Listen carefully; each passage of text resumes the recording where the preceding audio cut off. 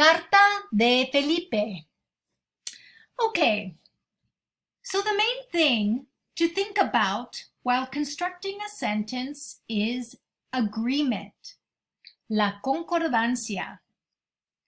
We do not have this in English, so it is very important to consider. In Spanish, our subjects and verbs must agree.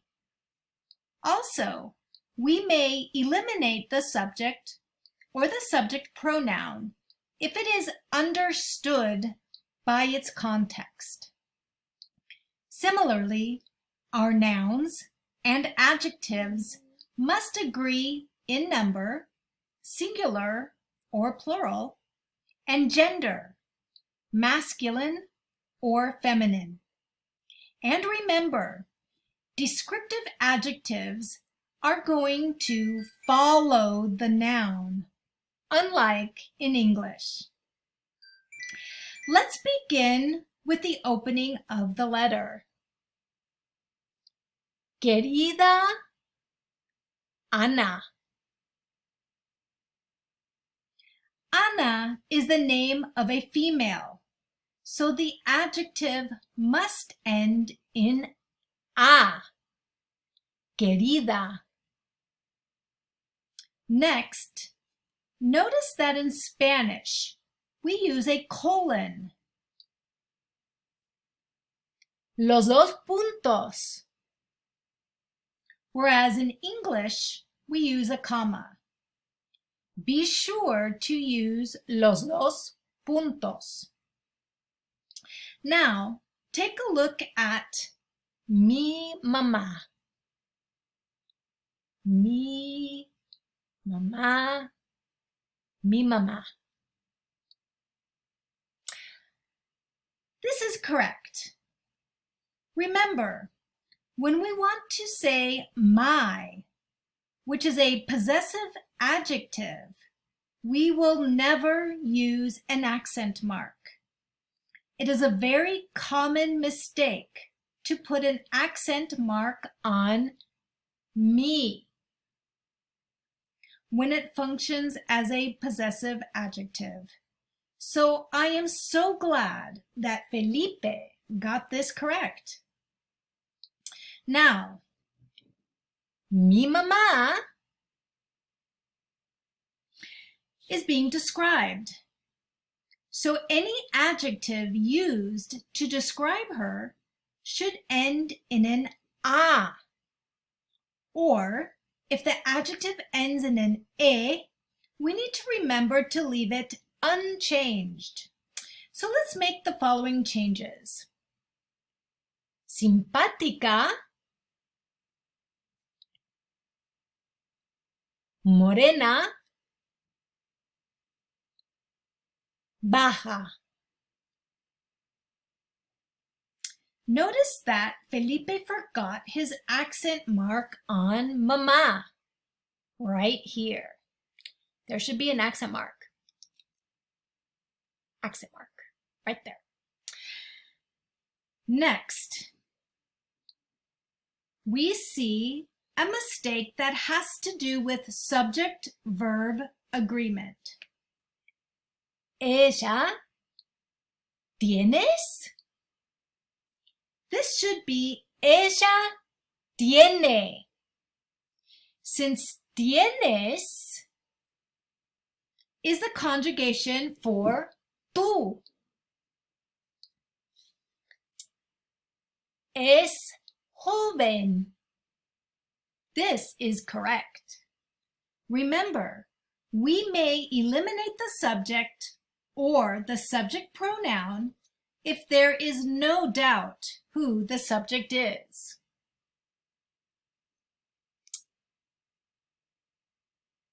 Sus padres son mexicano. Right. So we know we need to make the possessive adjective agree with the noun, just like all adjectives must agree with the noun. This should be Sus padres son mexicanos. And yes, we must remember that all adjectives that express nationality must always be lowercase, unlike English. Ella es secretario. Ah, since she is a female secretary, we need to show this with the word secretaria. The noun indicates this occupation must show gender to agree with mi mamá, since she is a woman. The same with trabajador. This adjective should be trabajadora. Now, since comida is a feminine noun, adjectives to describe it must also be feminine. Deliciosa. This should be deliciosa to describe comida.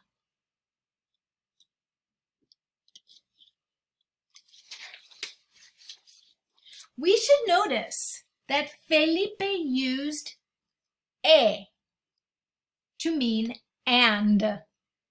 This is correct. In Spanish, e means and. However, when the following word begins with the same sound as e, which could be a word that begins with H-I-E or plain I, E sounds, remember that the H is always silent. We need to change the E to E right here to hear the word that means and. Otherwise, we don't hear when one word ends and the next one begins right here. Mi amigos. Again, we need agreement. We need to write mis amigos to show agreement. Mi mamá y yo son inteligentes. Uh-oh. We need subject-verb agreement here, right here. We should use somos to agree with the subject. Notice that Felipe correctly wrote the plural form of inteligentes and did not change the e. We just need to add an S. Oh no! Nos gustamos is incorrect. With the verb gustar, we must remember that we only will use gusta or gustan in the present tense because the indirect object pronoun nos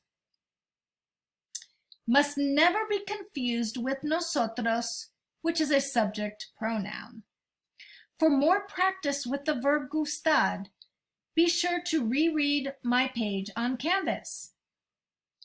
This should read, nos gusta mucho leer, because we always use gusta when the subject is an infinitive verb such as leer.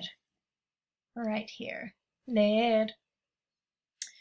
Take a look at ella está interesante.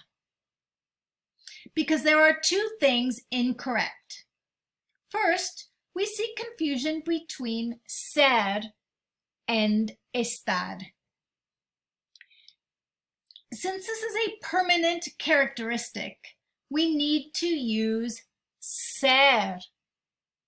Estar is used for variable conditions and geographical location, as we have seen so far in Spanish 101. Also, we know that adjectives that end in e would never be changed to an o or an a. So this should read, ella es interesante. We also see the idiomatic expression tener sueño. Remember, these idiomatic expressions with tener cannot be translated literally, word for word. In English, we use a to be verb plus an adjective. I am sleepy. But in Spanish, we use the verb tener, to have, plus a noun. Right. We know nouns and adjectives must always agree.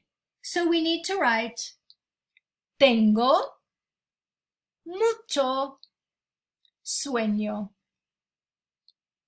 Finally, take a look at the closing. In English, we will only use an exclamation point or a question mark at the end. In Spanish, we must always remember to use the upside down exclamation point or question mark at the beginning to